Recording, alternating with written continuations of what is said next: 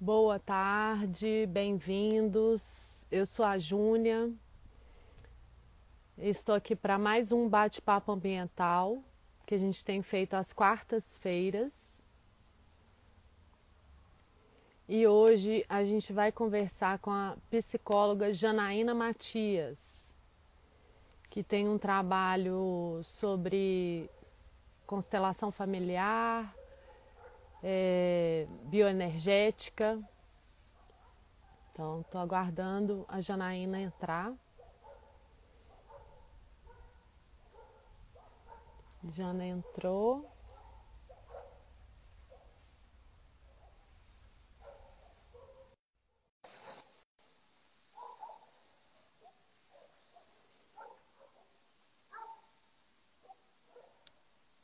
Olá, Ju. Ei, Jana, bem-vinda ao bate-papo ambiental. Oh, agradeço, honrada com seu convite, Ju. Para nós que é uma honra ter você conosco. Oh, que coisa boa. Muita alegria de ter você aqui com a gente. Então, E eu já dei boas-vindas para as pessoas, né? Assim, esse vídeo vai ficar gravado, então as pessoas vão poder assistir depois. E a gente tem feito a série que é o Bate-Papo Ambiental, às quartas-feiras, às 2 horas da tarde. E essa semana a gente vai conversar com a Janaína Matias, psicóloga e especialista em constelação familiar, bioenergética, sistêmica, né? E aí eu queria que a Jana se apresentasse e explicasse um pouco para a gente desse lugar que ela fala, né? Desse lugar de fala dela, dessa bioenergética, o que que é isso, né? Que tem muita gente que não sabe. então, né, para quem não me conhece, eu sou Janaína, sou mineira, né, de raiz mineira, mas moro em Petrolina, no sertão de Pernambuco. Me formei em psicologia, mas adentrei a psicologia corporal, que é uma compreensão dessa unidade entre emoção e corpo, né? Esse lugar da nossa natureza conectado, né? A nossa, muitas vezes a gente compreende que emoção está aqui, né? E dessa desconexão com o corpo. E paralelamente a esse caminho pela bioenergética, né? Nessa unidade mente e corpo, né, eu fui adentrando os caminhos da constelação. E a constelação sistêmica é uma abordagem terapêutica desenvolvida por um alemão chamado Bert Helling, que, em contato com a etnia dos Zulus na África, ele desenvolveu, né, esse olhar. E ele, como um alemão que chegou na África em contato com esses povos, ficou muito tocado como essas pessoas viviam em tanta harmonia com tão pouco recurso natural, material. E ele foi nesse contato que ele foi despertando nessa unidade, dessa interconexão de tudo e de como essas pessoas estavam conectadas com a natureza e que na nossa cultura a gente vai se desconectando dela, né? Vai olhando para a natureza como algo fora de nós e não reconhecendo essa conexão. E nesse trabalho do Helling, ele trabalha com. Ele traduziu esse lugar dessa conexão e de integridade do ser humano nas relações com as ordens do amor. Né? A gente fala muito da patologia, né? Na psicologia se patologiza muito a vida e a gente vê hoje na nossa realidade muitos sofrimentos, né? Ansiedade, depressão, né? E ele não olha e não fala dos sofrimentos ou da doença. Ele fala do amor e aonde a gente entra em amores cegos que nos emaranha e que perde essa conexão, né, com essas leis da natureza. Né? A primeira delas é o pertencimento. Ele diz que todo ser ele tem um lugar, né? Toda pessoa tem um lugar na família de origem, como também nesse lugar dessa conexão com o sistema maior, com a ancestralidade, com tudo o que veio antes, né? E quando se perde essa conexão, e, por exemplo, na nossa realidade aqui cultural do Brasil, né, a gente tem 3 ancestralidades, né? E todas elas vieram desenraizadas, né? Os brancos que vieram da Europa perderam essa conexão com a terra-mãe deles, né? Os africanos foram arrancados da terra deles para virem para cá, né? E os índios que estavam nessa devoção e conexão com a natureza também foram dizimados, né? Então a gente tem essa herança cultural de desenraizamento dessa relação com a natureza, por exemplo. A segunda ordem do amor é o equilíbrio das relações, né? Ele diz que toda relação ela está em equilíbrio quando o dar e o receber está numa mesma medida, né? Quando, por algum motivo, numa relação um dá muito e o outro dá pouco, isso gera um desequilíbrio, né? Isso a gente pode olhar também para essa relação com a natureza, né? Nessa nossa cultura, inclusive muitos dos nossos ancestrais vieram para cá para tirar os recursos da natureza, né? E se a gente for olhar isso mais longe ainda, né, essa conexão mais profunda com a natureza se perdeu, né, desde, né, do período muito antigo, né, no Neolítico, vamos dizer, né, que tem essa relação de natureza, desequilíbrio, né, e essa relação utilitária. Eu vou tirar da natureza e às vezes não vou ofertar para essa natureza, né? Aqui no sertão, por exemplo, a gente tem aqui a agricultura irrigada, né? Se tira do Rio São Francisco para irrigar, né? E o que a gente está oferecendo para esse equilíbrio dessa relação? Né? E a gente vê que essa relação de equilíbrio, né, é a base né, de todas as relações, né? Se a gente tem um relacionamento afetivo com alguém, que alguém dá muito e o outro dá pouco, um fica pequeno, o outro fica grande. Eu sou muito melhor do que você, e tira a dignidade da outra pessoa, né? Então, e a terceira ordem do amor que o Helling fala é a hierarquia, né? O que vem antes tem precedência ao que vem depois, né? Então, a gente olhar para essa história, essa ancestralidade, a nossa raiz, a raiz da nossa terra, a raiz dos nossos ancestrais, né? É também uma forma da gente estar conectado com o presente, né? E no nosso lugar de honra, né? E ele diz que nessa relação de hierarquia e de ancestralidade é a única que não tem essa questão do equilíbrio dessa medida do dar e do receber, né? A forma que a gente tem de honrar quem veio antes, os nossos ancestrais, é passando a vida adiante, dando o melhor de nós para os nossos projetos criativos, para os nossos filhos, né? Se por algum motivo a gente perde essa conexão com a hierarquia, entra num lugar que ele chama de amor cego, isso vai gerar um sofrimento, né? Então, por exemplo, uma criança que entra em conexão com o sofrimento familiar, com a carência de uma mãe, inconscientemente diz: mamãe, por amor a você, eu cuido. Né? Ela está deixando de olhar para a própria vida. Nessa realidade que a gente está vivendo hoje, né, de tanta desconexão com esses princípios da vida, a gente vê que muitas pessoas estão entrando, né, nesse amor cego e se perdendo, né, num período como esse de caos, né, que a gente está atravessando, né, tem esse lugar muito forte dessa desconexão, né, com o olhar para a vida, né? Às vezes a gente vê pessoas entrando em compaixão profunda pela dor do mundo e perdendo o lugar de honra delas, né? Ou, né, muito preso a valores deturpados da vida, né? E deixando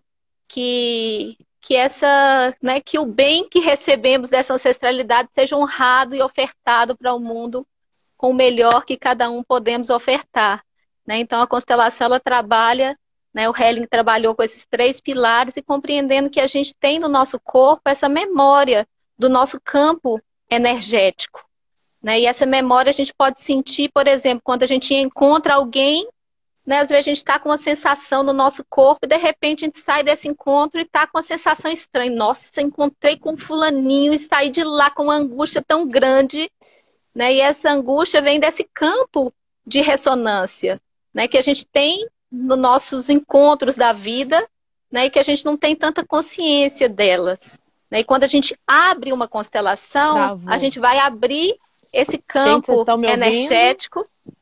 Deu uma travadinha, Jana, mas voltou.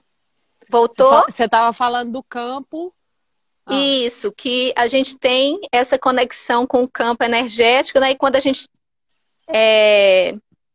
abre o campo na constelação, é como se a gente projeta fora essa imagem interna para ter mais consciência do nosso lugar e tomar o nosso lugar de honra, nos enraizar na vida, né? Então, nessa relação com a natureza, a gente vai olhando para a sabedoria ancestral, né? Que está na natureza, mas que está também em cada um de nós, né? Aqui em casa, por exemplo, tem um pé de manga e nessa quarentena eu tenho aprendido muito com ele, que eu vejo as folhas caindo e vejo elas no chão se tornando matéria orgânica para nutrir, né, esse caule que está subindo a seiva, para nutrir, deixar essas folhas.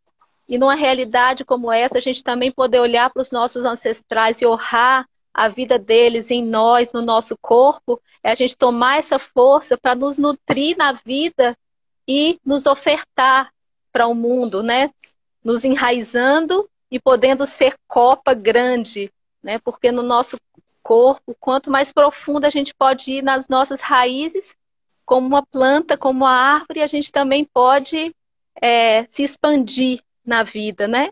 Então, essa conexão desse olhar, né, sistêmico nos ensina muito nesse encontro com a natureza.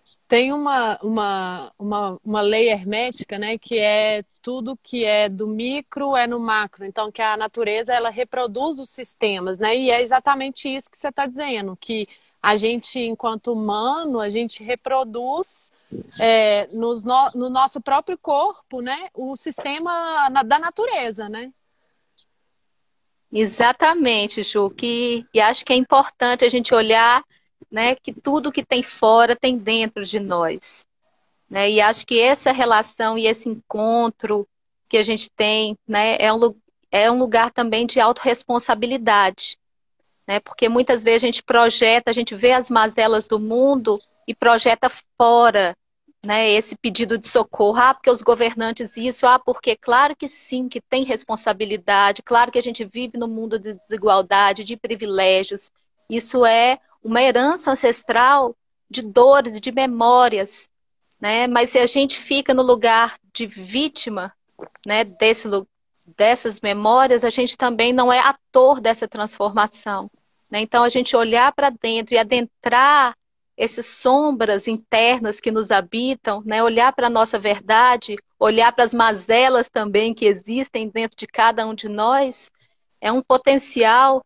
né, de encontro de integridade nessa relação, né, que somos natureza, né? O Krenak, ele questiona esse conceito de humanidade, né? Uhum, Que essa humanidade está nessa desconexão com uhum, esses princípios da vida, né? E uhum. acho que a gente vive numa cultura muito pautada no ego e desconectada, né, da natureza. O Alexander Lowen, ele diz que a nossa parte animal, ela está na nossa cintura para baixo, né? Que é o lugar onde a gente tem os nossos né, dejetos, a nossa excreção, mas é o lugar também onde a gente gera as vidas e é da onde a gente nasce, né? E que essa parte da cintura para cima, essa parte da mente, ela tem esse lugar da racionalidade, né? E quando a gente pode integrar a racionalidade com essa nossa parte que também é natureza, a gente pode ter um potencial enorme de, né, de transformar e de estar enraizado na vida, na integridade e nessa integridade de relação com todos os reinos.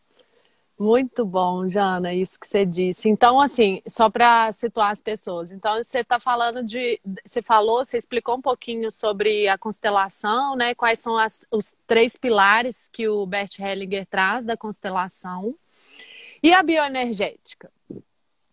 Então, a bioenergética, a constelação traz isso desse lugar sistêmico, e a bioenergética traz esse lugar do corpo.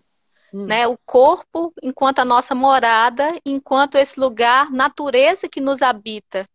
Né? Porque a gente pode olhar para tudo isso e, né, a gente precisa ocupar o nosso corpo. E as nossas emoções, elas estão inscritas no nosso corpo. Né? E um bebezinho, por exemplo, quando nasce, ele é completamente molinho, aberto, entregue à vida, aos cuidadores.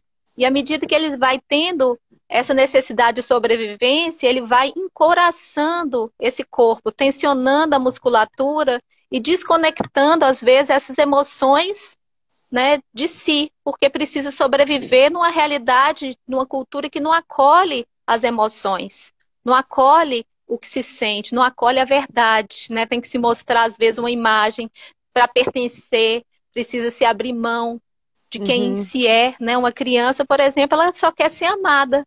E, às vezes, para pertencer, ela vai abrindo mão de quem ela é, ou ela não vai podendo expressar o que sente. Se está num ambiente que não acolhe, né? Então vai acontecendo essa desconexão realmente com o corpo. E vai criando o que ele, né, diz de couraças, né, de anéis de encouraçamento, que é uma proteção diante a vida, mas que, por um lado, protege e que foi importante e que cada um de nós precisa disso, que a gente só está aqui, eu só estou aqui, você está aí, porque a gente teve as nossas formas de sobrevivência, mas a mesma coisa que nos faz sobreviver, em muitos outros momentos pode nos impedir de viver, de estar em um lugar onde a vida pulsa. Ele diz que a vida é pulsação, é movimento. Se a gente se enrijece, né, se a gente se impermeabiliza, né, como se faz nos solos, a gente vai perdendo, né, a vida que pulsa. Né? Muitas vezes, por exemplo, diante do medo da morte, a gente vai se fechando para a vida, né, pelo medo dos corações feridos que a gente tem na nossa história, na nossa vida, a gente vai protegendo e vai se fechando para o amor, por exemplo. Né? Então, esse lugar da bioenergética é um lugar de visitar profundamente essas memórias do corpo e nos conectar com ela para poder estar enraizado. Né? Então, esse lugar da psicocorporal e sistêmico é muito complementar. Né, que um parte desse microespaço, essa nossa primeira morada, né, e o outro vai olhar para essa morada conectada com esse todo que a gente habita. E com todas as relações. Muito interessante isso, Jana. E essa conexão com a ancestralidade também, você falou do Krenak aí, eu vi uma live dele há um tempo atrás. Ele estava falando que foi feito um estudo, não sei se ele ou a pessoa que ele estava falando com, né? Que foi feito um estudo da ancestralidade do DNA dos humanos, né? E que a gente tem no nosso DNA até das florestas, né? Das árvores. Então, assim, a gente está interligado com tudo. Quando você fala de ancestralidade, né? Eu tenho no meu DNA parte ancestral de todos os reinos, né? Porque os meus ancestrais se misturaram com esses reinos e aos poucos eu também tenho me misturado, né? Sim, se a gente for ver, né, Júnia, nosso corpo ele é feito de matéria e de minerais que fazem parte de todas as existências. Né? Então, no nosso corpo a gente tem as águas que circulam o nosso sangue, as águas que são as nossas emoções, as águas que são, né, que passam pelos nossos rins, né? A gente tem o nosso fogo, né? O nosso coração Uhum. que pulsa, que dá calor ao corpo. A gente tem, né, o nosso pulmão, né? Que se a gente for olhar uma imagem de um pulmão, é uma imagem de uma árvore, né? Que tem os galhos, que tem as ramificações, né? Uhum. A gente é natureza e é conectado com todos os reinos e a gente tem eles dentro de Muito nós realmente, né? presentes. É, muito legal. E eu queria que você falasse também um pouco mais dessa questão da relação utilitária com a natureza, assim. Bom, isso é uma coisa bem, né, difícil, polêmica, né? Mas a nossa cultura, né, Júlia, ela vai.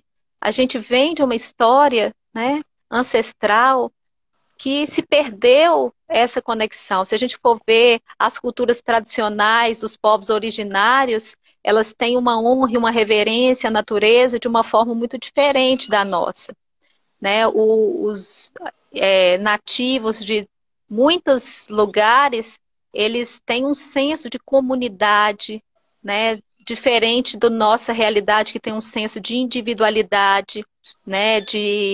É, de é meu, né? Mas não é coletivo, né? Muitos têm estudos que mostram que pessoas que caminhavam em florestas, elas se alimentavam do que tinha ali e, por exemplo, comiam a fruta, jogava semente para o outro que chegasse poder comer a fruta que viesse depois. E a gente tem uma cultura, né, que vem muito desde né, do período do início do patriarcado, né, que vai se desconectando dessa relação com a natureza, né, que as comunidades mais matrifocais têm, né, de uma relação com a terra que é uma grande mãe da onde a gente vem, para onde a gente vai, uma mãe que nos dá alimento. E da mesma forma que tem essa, aí a gente entra numa cultura que vai se desconectando disso, né, para olhar para essa terra como uma entidade da onde eu vou tirar os meus recursos para gerar, né, bens para mim, né, para eu utilizar, né, e, e isso também é, né, o que acontece nessa relação com a natureza acontece entre os corpos, né, nas relações, né, a gente vê hoje muitas relações e muitas mulheres, assim como a terra, também tendo teus corpos nessa relação utilitária, né, que é essa mesma lógica de relação, né, e a gente vai vendo como isso vai nos tirando de quem a gente é, se prende, por exemplo, a uma imagem para pertencer, né, e, por exemplo, a imagem padrão de beleza, né, vai se perdendo quando a gente tem um padrão de beleza jovem, é, e que, por exemplo, não vai honrando a natureza do nosso corpo, né? Por exemplo, as sociedades mais é, antigas, elas têm um reconhecimento dessa relação do corpo com a natureza que vai seguindo a roda, né, das estações, né? Por exemplo, uma menina ou uma pessoa que esteja no ápice do desabrochar da juventude, ela vai estar na primavera, né?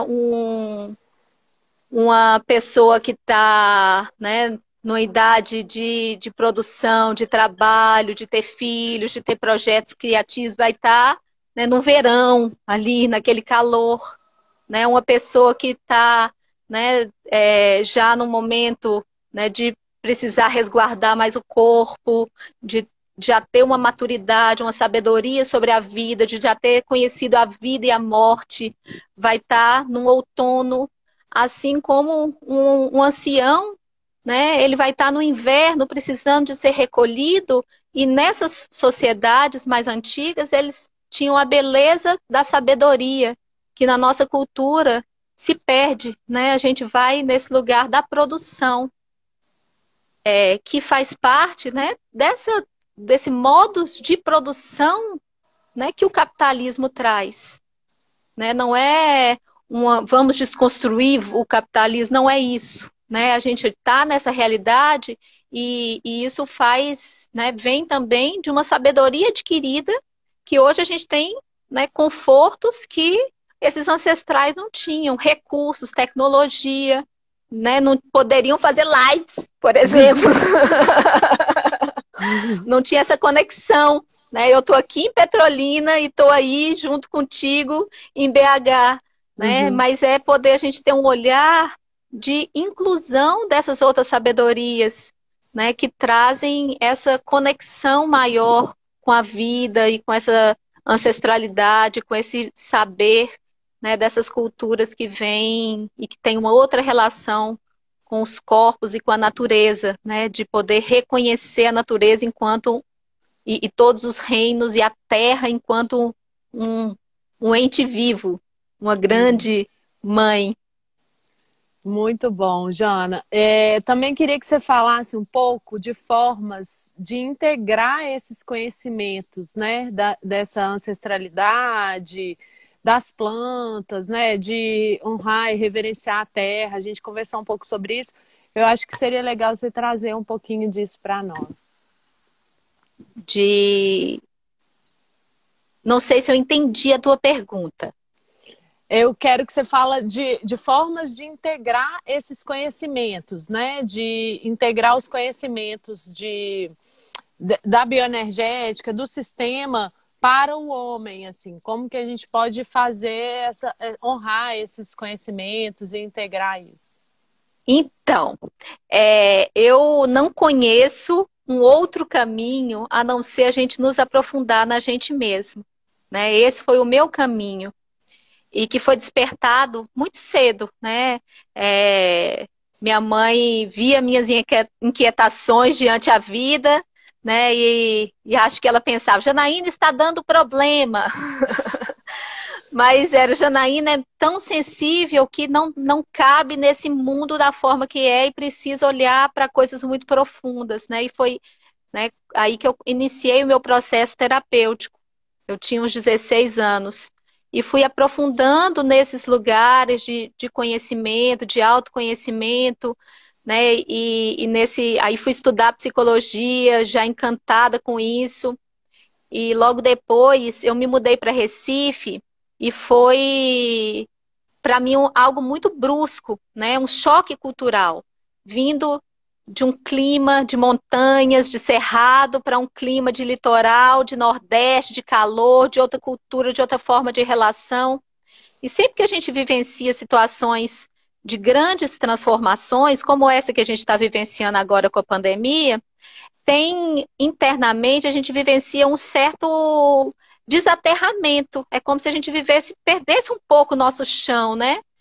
E, e aí esse lugar de perda do chão foi onde eu me encontrei com a bioenergética e com o meu corpo, né? Eu comecei a fazer terapia e logo depois iniciei minha formação em análise bioenergética lá em Recife, muito nessa conexão. Eu preciso me enraizar, e enraizar é ocupar o meu corpo e adentrar, né, esses porões internos, me aprofundar nas minhas dores para poder encontrar, né, o meu lugar nesse mundo, né? Eu tinha saído da minha família de origem para uma outra cidade, para um outro lugar do país, com tudo isso. Então, e aí foi quando eu fui, né, por exemplo, alguns sintomas físicos que eu tinha uma amigdalite crônica, que eu fui percebendo que era o que eu não podia dizer,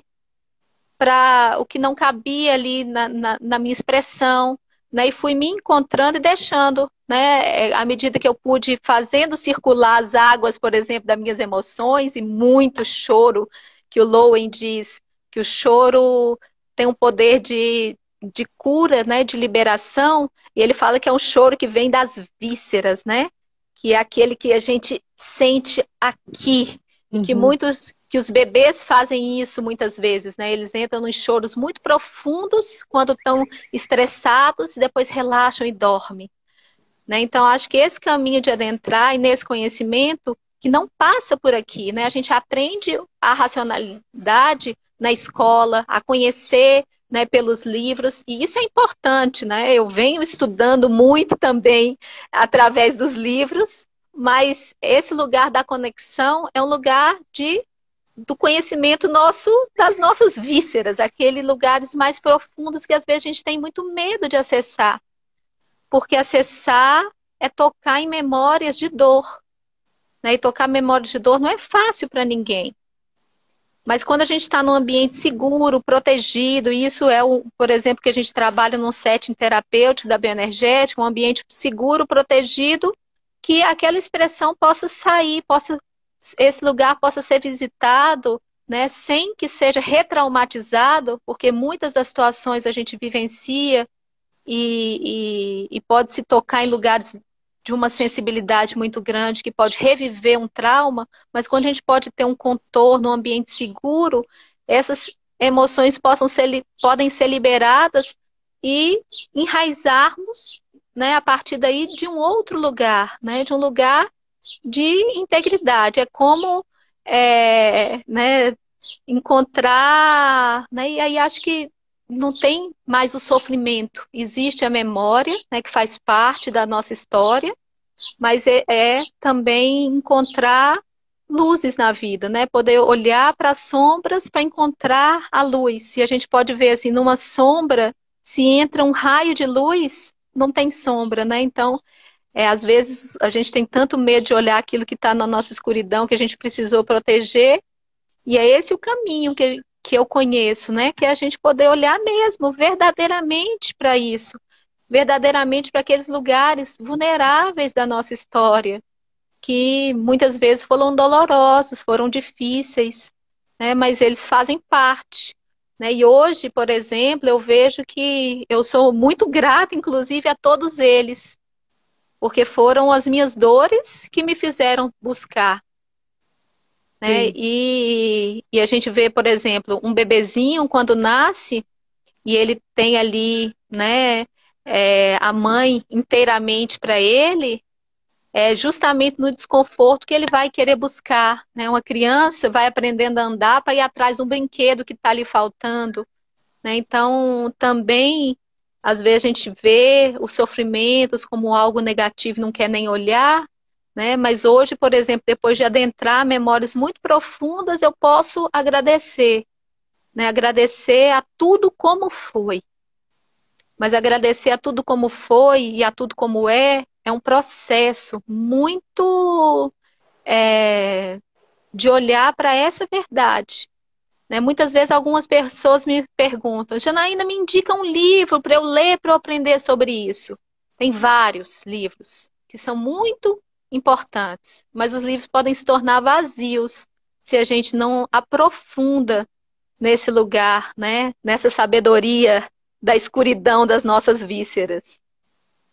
É muito importante isso que você está dizendo, né? Autoconhecimento, né, é fundamental para a gente se integrar, né, Jana?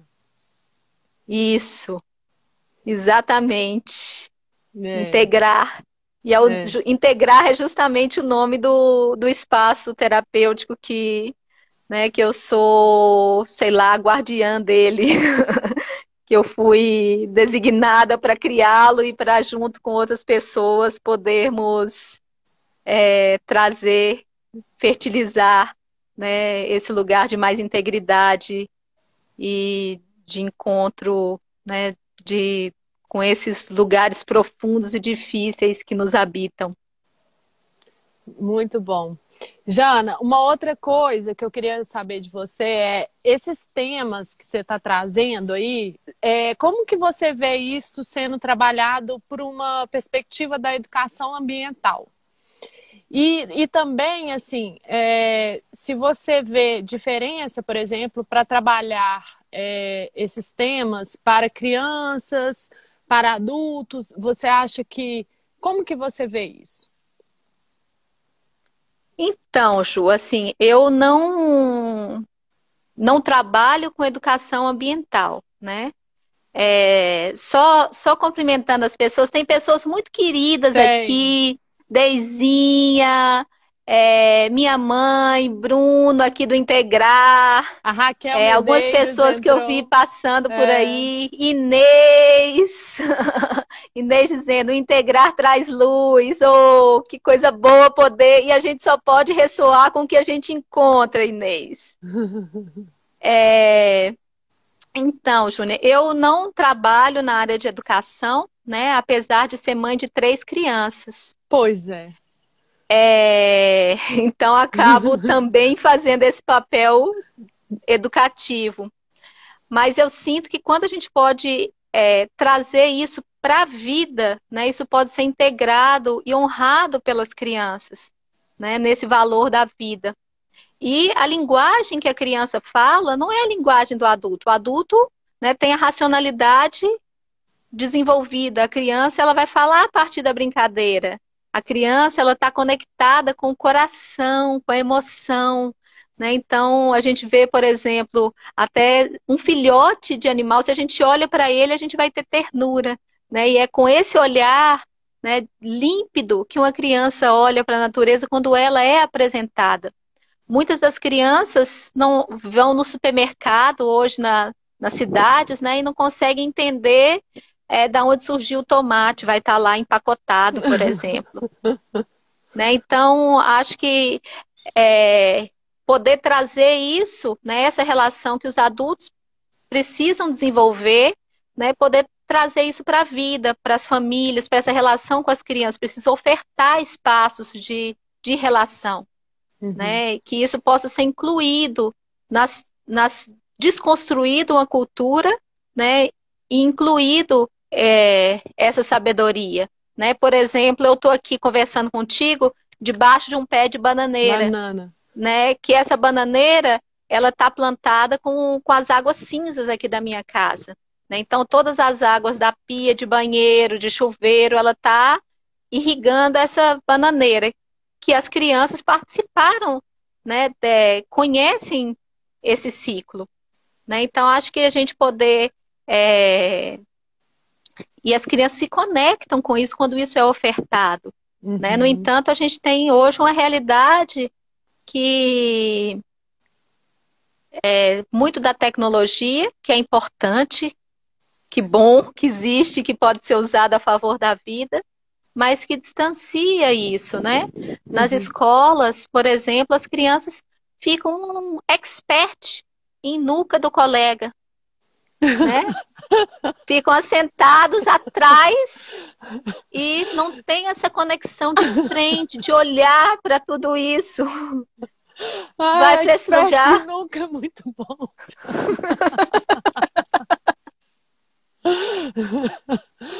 Ai, ai. Porque não tem esse... Aí depois reclamam, por que estão fazendo tanta bagunça? Elas querem se relacionar e não tem espaço para isso. É só Uhum. ofertado a nuca do colega, fica ali um atrás do outro.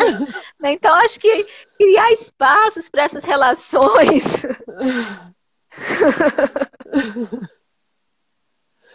Ai, Você muito se bom. lembrou também, né, Júlia? Acho que da minha nuca.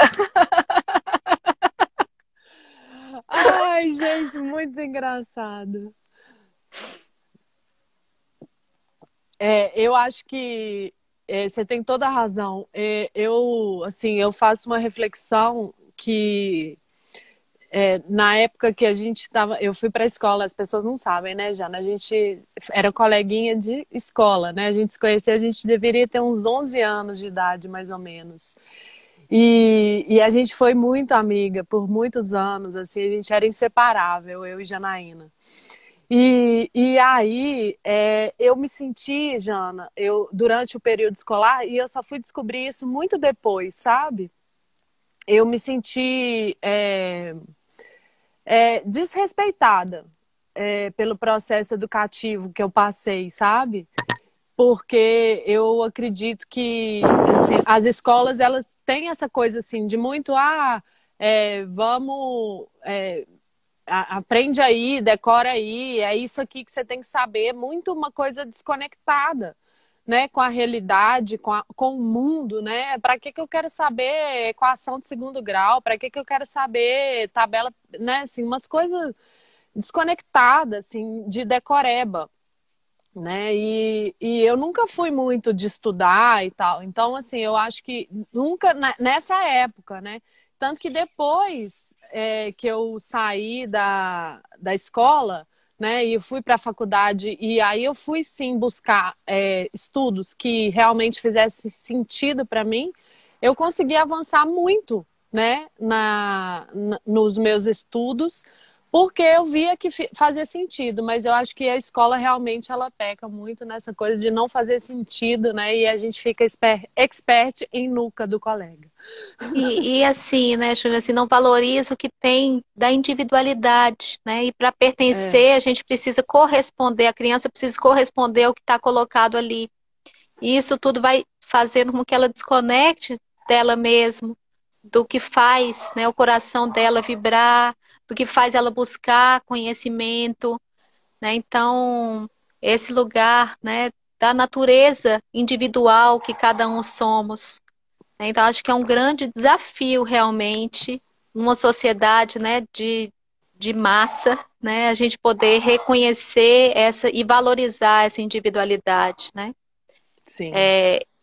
E eu sinto que essa inclusão, por exemplo, dessa relação com a natureza e com essa diversidade que é a natureza e como ela se complementa, né, também é uma base de respeito nas relações, né? Porque a gente vê, por exemplo, crianças que sofrem, por exemplo, por terem uma certa forma corporal ou de cabelo, por não se sentir pertencente àquilo ali que é colocado, né?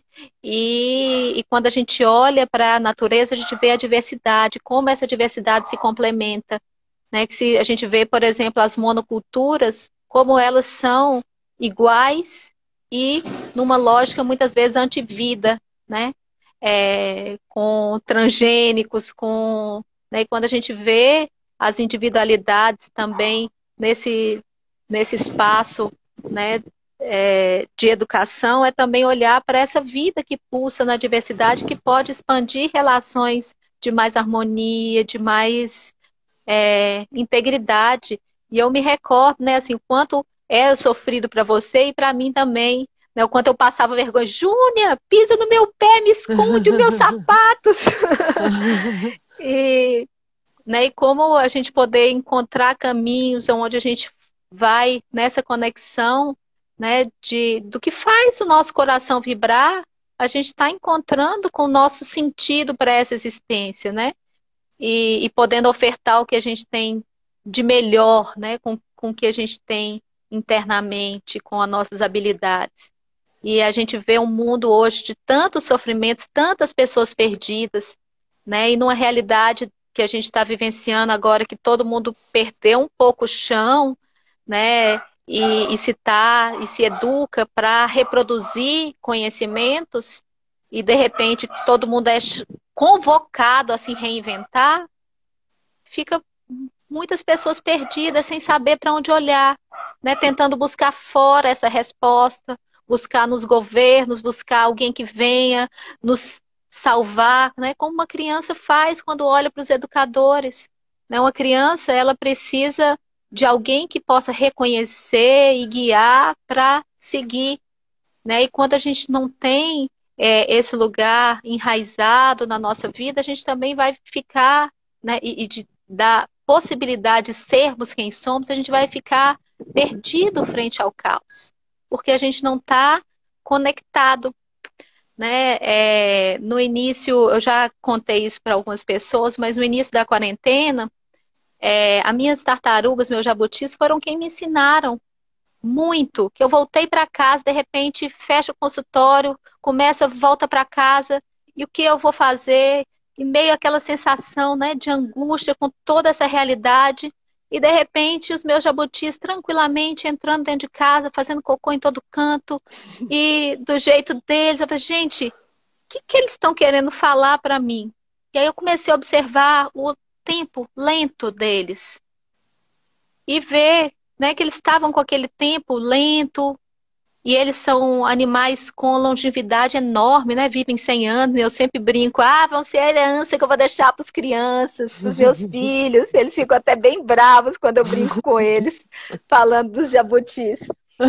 Mas eles têm a certeza de que eles têm neles a própria casa, né? Quando vem um tempo chuvoso, eles se escondem. Quando vem uma ameaça, eles têm aquele casco para proteger. Né? Então, acho que esse lugar da gente poder olhar para dentro e reconhecer a potência do nosso corpo, e esse é o caminho que a bioenergética traz, né? Da gente poder nos enraizar na vida, sentir os nossos pés no chão, e a gente diz no senso comum, fulaninho de tal tem os pés no chão, né? Quando é uma pessoa centrada, enraizada, né? De posse de si. Né? Então, esse caminho da bioenergética e da constelação foi um caminho de muitas desconstruções nesse sentido, né? De memórias que não me possibilitavam, por exemplo, estar nesse lugar de segurança com quem eu sou, com minhas imperfeições, com a minha humanidade, com as Sim. minhas relações e com a verdade das relações também, né? Que eu acho que quando a gente pode ser a gente mesmo, a nossa verdade, a gente pode expressar para o outro de uma forma íntegra, né? Se a gente vai, aprende a guardar, guardar, guardar, chega uma hora que a gente não aguenta, vai lá e Explode. explode com o outro, aí diz.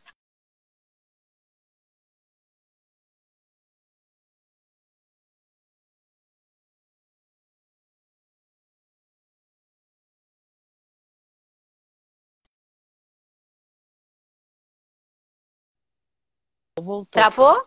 Voltou. Voltou? Voltou. Então, a raiva que a gente fala muitas vezes na nossa cultura e na nossa cultura cristã, um sentimento negativo, não se deve sentir, é uma emoção de proteção da vida. Um animal, se a gente for ver aqui, meu cachorro, se entrar alguma pessoa, ele é um amor doce. Meu filho quase faz, se deixar, pode fazer de cavalinho, mas se chega Uhum. alguém estranho, ele vai atacar. Né? Então, Uhum. a gente também, a nossa raiva é uma emoção que a gente tem para poder botar limites necessários na vida. Mas se a gente não bota esses limites, chega uma hora que a gente pode explodir, né? Como uma barragem. Se vai contendo, contendo, contendo, contendo a água, ela não vai fluindo, chega uma hora que ela pode romper as comportas e gerar uma catástrofe. Aí a gente vai sentir culpa, né? E vai culpar o outro. Né? E aí acho que a gente poder nos reconhecer natureza é olhar para essa sabedoria. Né? O rio, ele flui. A água, ela flui, como a vida flui.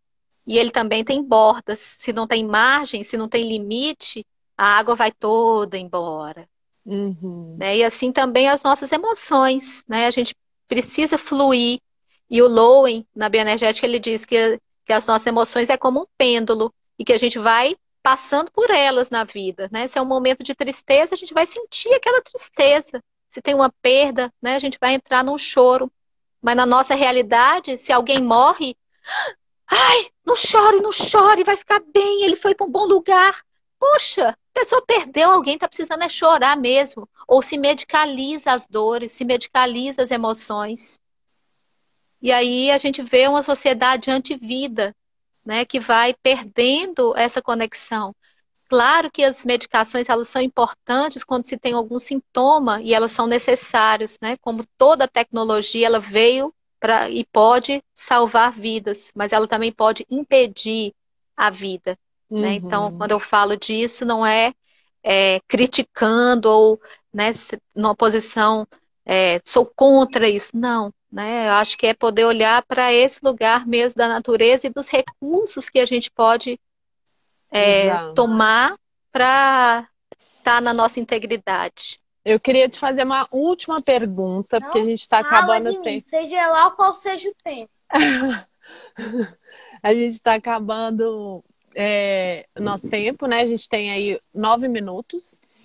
Mas eu queria que você falasse assim, porque você falou muito do corpo, né? Do enraizamento a partir do corpo, das emoções a partir do corpo.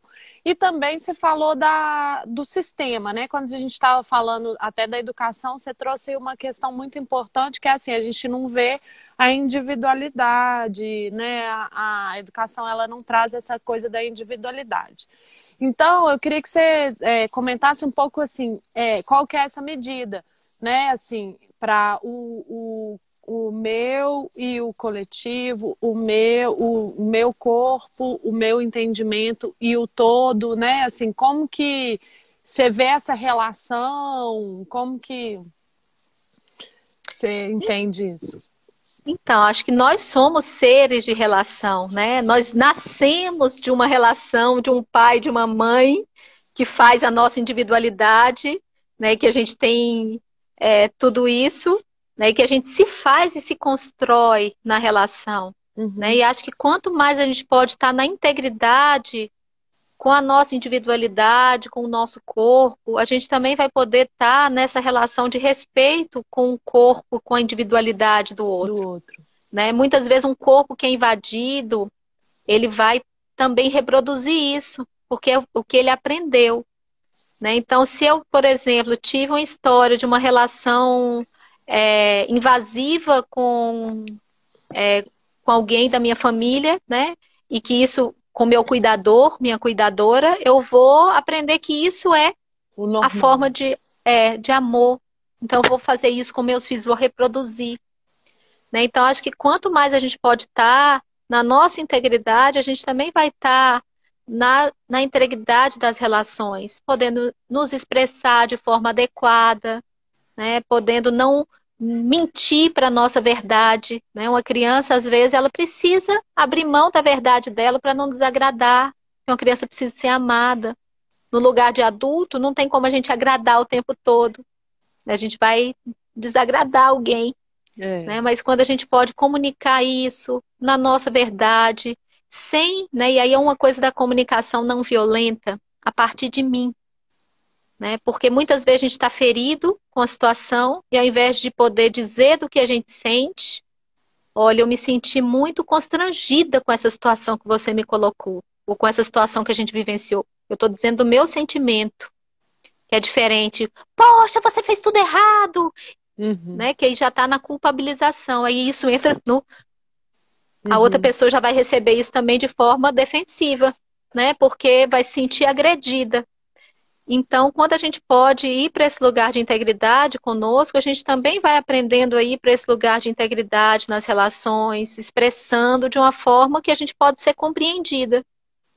Nem sempre acolhida, nem sempre mais aceito ou não tem verdade, né? São lugares, possibilidades, mas é o meu lugar que você pode me compreender se eu expresso para ti, você também vai trazer o teu lugar para mim, né? E aí acho que isso é um caminho, né, de relações de mais integridade, né? A gente vê, por exemplo, nos casamentos, isso muitas vezes não acontece. Então, um vai ficando magoado, aí vai magoa o outro, isso vai gerando uma guerra, né? Um cabo de guerra, Uhum. um puxa de um lado, outro puxa do outro. E quando a gente pode, né, tá na nossa integridade, a gente também não vai se fisgar no que é do outro. É isso, Jana. Nossa, muito legal. Adorei conversar com você. Vou despedir, então, e agradecer todo mundo que participou desse nosso bate-papo ambiental. Convidar todo mundo para assistir nas próximas semanas. Toda quarta-feira a gente tem um bate-papo ambiental. A gente tem anunciado aí no nosso feed com as postagens. Então, convidar todo mundo para seguir a gente. E para também participar da Sexta Boa Casula, aproveitar aí que você é de Petrolina, né? A gente está fazendo um projeto que a gente está mandando à distância para as crianças uma atividade por WhatsApp. É só se inscrever, mandar uma mensagem para a gente. E aí a gente manda atividade gratuita para vocês. E convidar, então, a Jana para se despedir também, passar a palavra para você. Foi uma honra, adoro. Morrendo de saudade, morrendo. Doida para te dar um beijo, te dar um abraço. Um beijão para ir para a família, para Alexandre, para as crianças. E te passo a palavra para você se despedir também. Ah, eu quero agradecer o teu convite, Ju. É sempre bom estar contigo, um presente poder nos reencontrar aqui nesse espaço. nutre meu coração. Quero agradecer também a cada uma das pessoas que estiveram aqui conosco. Também me coloco disponível para qualquer esclarecimento, né? Para algumas pessoas que chegaram, pode ser algo muito novo. Tenho feito agora trabalhos online, oficinas online com Sim. temas.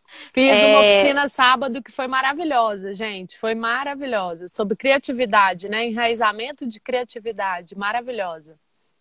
E aí eu estou organizando também, né, um círculo né, de estudos, mas então podem, né, buscar e eu fico muito contente de poder fazer esse trabalho e nesse momento também com esses novos aprendizados da tecnologia, né? E que, por um lado, contrai os nossos corpos de não poder estar próximo fisicamente, mas também possibilita esse acesso para pessoas que estão longe e a gente poder se encontrar. Para mim é um presente poder estar aqui com vocês. Um beijo grande. Muito obrigada, Jana. Um beijão. Beijo, Ju. Tchau, gente. Ó, a Camila está informando aqui que esse bate-papo fica gravado no Instagram do Instituto Cresce. Eu vou deixar salvo no IGTV. E aí, Jana, se quiser comentar mais alguma coisa, se alguém quiser deixar alguma pergunta, só marcar para a gente comenta lá depois. Tá bom? Beijão para todo mundo. Beijo. Obrigada, Jana. Beijo.